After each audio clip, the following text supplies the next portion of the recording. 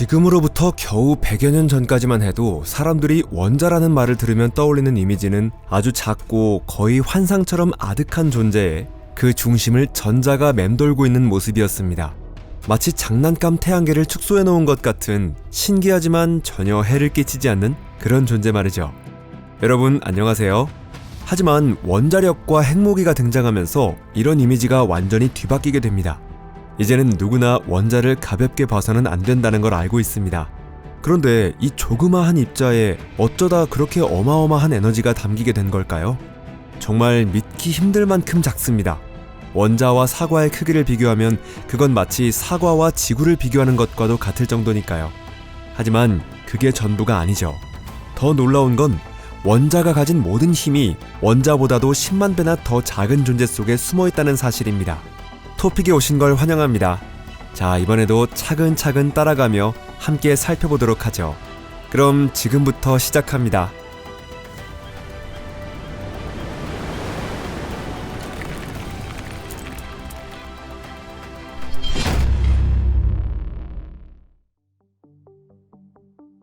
속이 빈 공간 속의 스프링. 만약 원자를 축구 경기장만큼 크게 확대한 다음 그 중심에 있는 원자핵을 살펴본다면 그 크기는 겨우 양귀비 씨앗만 할 것입니다.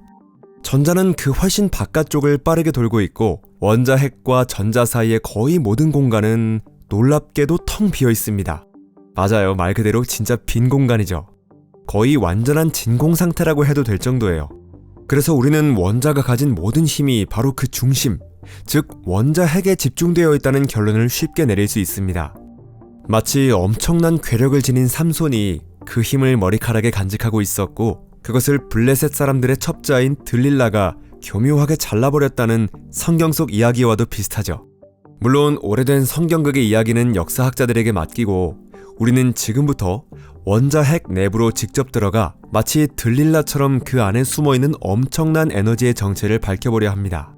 겉으로 보기엔 원자핵은 굉장히 단순한 구조처럼 보입니다. 양성자와 중성자라는 아주 작은 입자들이 모여있는 덩어리일 뿐이니까요.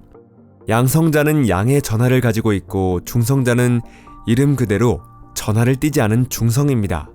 그리고 원자 전체는 전기적으로 중성이기 때문에 양성자의 양전하는 바깥을 돌고 있는 전자에 의해 상쇄됩니다.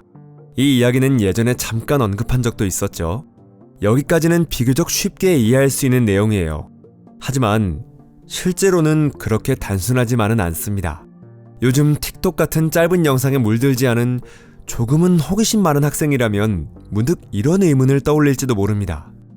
그런데 양성자들은 왜 서로 밀어내면서 흩어지지 않는 거야? 다들 같은 양전하를 가지고 있잖아. 쿨롱의 법칙은 안 통하는 거야? 하고 말이죠. 물론 통합니다. 그것도 굉장히 강하게요. 물론 양성자가 가진 전하의 양은 사람의 감각으로 느끼기엔 너무도 작아서 실감조차 안 날 정도인데요. 그 값은 단지 1.602 곱하기 10의 마이너스 19제곱 쿨롱밖에 되지 않죠. 하지만 그보다 더 중요한 건 양성자끼리의 거리가 믿기지 않을 만큼 작다는 사실입니다. 다들 아시겠지만 쿨롱 힘은 전하 사이의 거리가 가까울수록 그 거리의 제곱에 반비례해서 훨씬 강해지죠.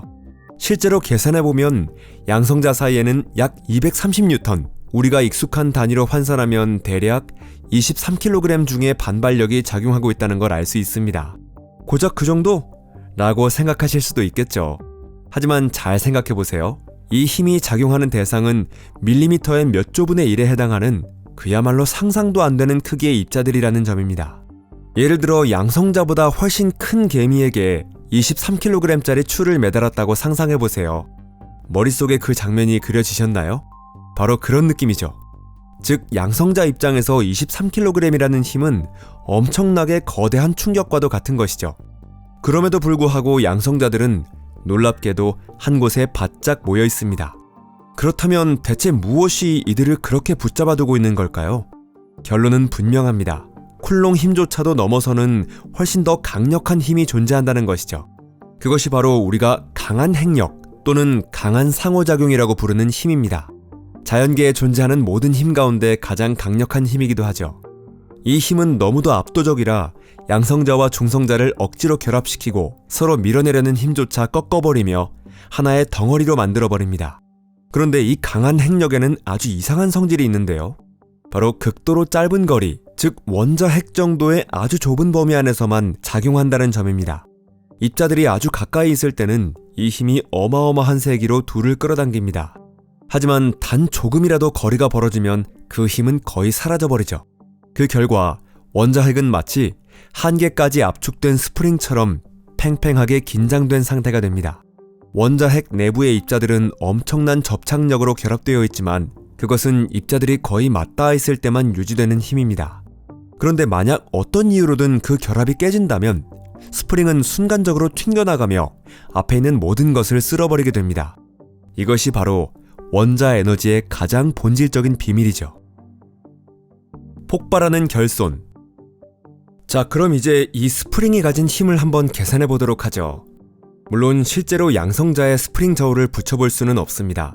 하지만 질량을 측정하는 건 가능하죠. 실제로 물리학자들이 그렇게 했습니다. 그들은 먼저 양성자와 중성자의 질량을 각각 따로 측정했습니다. 그리고 이번에는 어떤 원자의 원자 핵 전체의 질량을 측정했죠. 그러자 놀랍게도 원자 핵의 질량이 그 안에 들어있는 양성자와 중성자의 질량을 모두 더한 것보다 더 작다는 사실이 드러났습니다. 천재가 아니어도 짐작할 수 있듯이 이 줄어든 질량만큼이 양성자와 중성자를 하나로 결합시키는 데 쓰인 에너지로 바뀐 것입니다.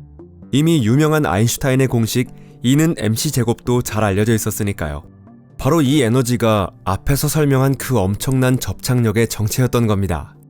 원자 핵의 결합력이 강할수록 그 결합에 쓰인 에너지도 커지고 결과적으로 입자들의 총 질량보다 원자 핵의 실제 질량은 더 작아지게 됩니다. 이 질량의 차이를 질량 결손이라고 부릅니다. 결국 원자 핵은 에너지를 저장해둔 금고 같은 존재인 셈이죠. 그 안에는 원래 입자들의 질량이었던 것이 에너지의 형태로 꽉 가둬져 있는 것입니다. 그리고 무거운 원자 핵일수록 더 많은 에너지를 그 안에 저장할 수 있습니다. 하지만 여기서 중요한 점은 모든 원자 핵이 그 에너지를 똑같이 쉽게 방출할 수 있는 건 아니라는 사실입니다. 우라늄처럼 무거운 원자 핵은 지나치게 잡아당겨진 스프링처럼 결합이 약해져 있기 때문에 붕괴하면서 에너지를 쏟아내죠. 반면에 가벼운 원자 핵은 오히려 덜 당겨진 상태에 있어서 서로 융합하며 더 안정된 구조로 바뀌게 되고 그 과정에서 훨씬 더 많은 에너지를 방출하게 됩니다. 하지만 여기서 반드시 이해하고 넘어가야 할 점은 아무리 강력한 핵반응이라 하더라도 물질 속에 잠든 전체 에너지 중 아주 일부분만 방출되고 있다는 사실입니다. 일반적인 원자폭탄조차도 물질의 질량 중 에너지로 바뀌는 비율은 고작 1000분의 1 정도에 불과합니다.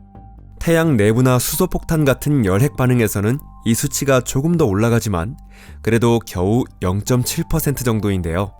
이 정도도 인류의 관점에서 보면 엄청난 에너지지만 사실 물질 속에 감춰진 에너지 전체와 비교하면 겨우 빙산의 일각에 지나지 않습니다.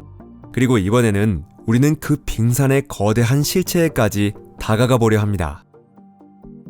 우주의 마지막 자물쇠. 앞에서 봤듯이 원자 반응으로 방출되는 에너지는 물질 질량의 극히 일부분에 불과합니다. 그렇다면 당연히 이런 의문이 생기죠. 원자 핵에서 꺼낼 수 있는 게 고작 1000분의 1이라면 나머지 어마어마한 에너지는 대체 어디에 숨겨져 있는 걸까? 좋아요. 이제 그걸 끝까지 파고들어 볼게요. 지금까지 우리는 원자를 원자 핵까지 해체하고 다시 그걸 구성하는 양성자와 중성자까지 들여다봤죠. 이번엔 아예 그 양성자와 중성자 자체를 박살내 볼게요. 학교에서도 배우듯 양성자와 중성자는 각각 3개의 쿼크로 이루어져 있습니다. 그렇다면 당연히 이렇게 생각하겠죠. 양성자나 중성자의 질량은 쿼크 3개의 질량을 더하면 되는 거 아니야?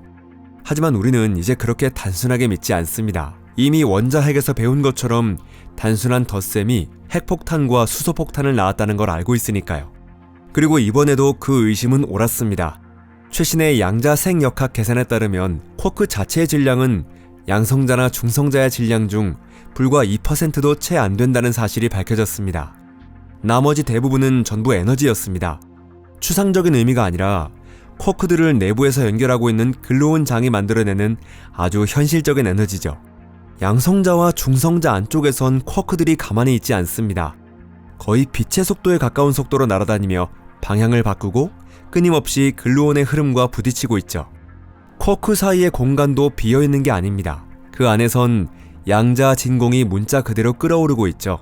가상의 입자들이 계속해서 생겼다 사라지고 장이 요동치며 에너지가 맥동하고 있습니다. 그곳은 결코 고요한 구조가 아니라 원자의 10만 분의 1 크기에 응축된 끓어오르는 작은 우주인 셈입니다. 강한 상호작용을 매개하는 글루온은 끊임없이 쿼크 사이에서 운동량을 주고받으며 양성자 내부의 밀도가 매우 높은 에너지 구름을 만들어냅니다. 마치 보이지 않는 실들이 입자들을 서로 끌어당기면서도 동시에 엄청난 장력을 품고 있는 긴장감 넘치는 그물처럼 느껴지죠. 이 광기 어린 쿼크들의 운동에너지와 글루온장의 팽팽한 긴장이야말로 우리가 양성자의 질량으로 느끼는 정체입니다. 쉽게 말해 양성자는 어마어마한 에너지 폭풍이 고도로 응축되어 묶여있는 매듭 같은 존재인 셈이죠. 양자장과 진공이 지닌 엄청난 에너지는 강한 상호작용이라는 힘에 의해 이 작은 공간 안에 갇혀 있습니다. 이 폭풍이 단단히 봉인되어 있기 때문에 원자가 존재할 수 있고 행성들이 증발하지 않으며 우리가 지금처럼 안정된 우주에서 살아갈 수 있는 것이죠. 만약 이 자물쇠가 단 한 번이라도 부서진다면 물질의 쌍소멸에 맞먹는 규모의 에너지가 외부로 분출될 거예요. 하지만 다행히도 지금까지는 이 극도로 위험한 미시적 지옥이 강한 상호작용에 의해 철저히 봉인된 덕분에 우리는 이 세상을 현실로 인식하며 살아갈 수 있는 것입니다. 여기까지 집중해서 들으신 분이라면 아마 이런 의문이 떠오를 건데요. 그럼 왜 원자핵에서는 결합 에너지가 질량을 줄이는데 양성자나 중성자에서는 오히려 글루온장의 에너지가 질량을 만들어내는 걸까? 사실 이건 물리학적으로 전혀 모순이 아닙니다. 양성자나 중성자 내부의 글루온장은 양의 에너지를 가지고 있습니다. 이는 팽팽하게 긴장한 양자 진공의 요동과 소용돌이가 만들어낸 에너지로 입자 내부의 공간을 실제로 가득 채우고 있는 것이죠. 이 에너지는 어디론가 사라지는 것이 아니라 양성자 내부에 그대로 남아있고 아인슈타인의 공식에 따라 질량으로 나타나게 됩니다. 반면 원자핵의 결합 에너지는 양성자와 중성자가 결합할 때 이미 바깥으로 방출된 에너지를 말하는 것입니다. 결합된 원자핵은 자유로운 입자들보다 에너지 상태가 낮습니다. 그 차이만큼의 에너지는 원자핵이 형성될 때 이미 방사 형태로 외부로 나가버렸기 때문에 결합된 원자핵은 에너지가 줄어든 상태이고 따라서 질량도 그만큼 가벼워진 것이죠. 바로 이것이 원자력이 빙산의 일각에 불과한 이유입니다. 원자로든 폭탄이든 우리가 꺼낼 수 있는 건 양성자와 중성자 사이에 있는 결합 에너지뿐이니까요. 하지만 우리가 아는 일반적인 물질의 질량 대부분은 훨씬 더 깊은 곳, 즉 양성자나 중성자 내부에 존재하는 글루온 장 속에 숨어 있습니다. 말 그대로 우리 몸을 이루는 거의 모든 질량은 밀리미터의 1조분의 1이라는 극소의 공간에 양자장의 형태로 갇혀있는 강한 상호작용의 에너지인 셈이죠. 물론 이런 생각도 한 번쯤 떠오를 수 있겠네요. 그럼 이 에너지를 꺼내서 엄청난 폭탄을 만들어 세상을 지배할 수도 있지 않을까? 물리학적으로만 본다면 대답은 예입니다. 하지만 다행스럽게도 현실적인 관점에서는 그것은 사실상 불가능에 가까운 기술인데요. 이 에너지에 도달하려면 양성자나 중성자의 구조 자체를 완전히 무너뜨려야 하기 때문입니다. 즉 강한 상호작용으로 서로 얽혀있는 쿼크와 글루온의 연결을 깨뜨려야 한다는 뜻이죠. 그러기 위해선 빅뱅 직후에 잠깐 존재했던 조건이나 중성자 별끼리 충돌하는 정도의 극한 환경이 필요합니다. 그리고 대형 하드론 충돌기 같은 가장 강력한 입자 가속기조차도 그런 조건을 만들어낼 수 있는 시간은 아주 짧고 그 범위도 원자보다 훨씬 작은 영역에 국한됩니다. 그래서 글루온의 에너지는 지금도 여전히 봉인된 채로 남아있는 것입니다. 이 에너지는 물질을 무겁게 만드는 진짜 정체이지만 원자핵의 에너지처럼 쉽게 꺼냈을 수는 없습니다. 그런 의미에서 보면 강한 상호작용은 우주가 스스로 지키기 위해 걸어둔 마지막 자물쇠라고도 할 수 있겠네요. 비유하자면 원자력은 알리익스프레스에서 산 값싼 자물쇠를 여는 것과 같고 반면에 글루온의 에너지를 해방시키는 건 미국 포트녹스의 금고를 억지로 열려고 하는 것과도 같습니다. 물론 절대 열리지 않는 자물쇠는 없을지도 모르지만 다행히 지금까지 인류는 그걸 열 수 있는 기술을 갖고 있지 않습니다. 오늘 영상이 흥미로우셨다면 좋아요와 공유 부탁드립니다. 시청해주셔서 감사합니다. 그럼 다음에 또 만나요. 안녕히 계세요.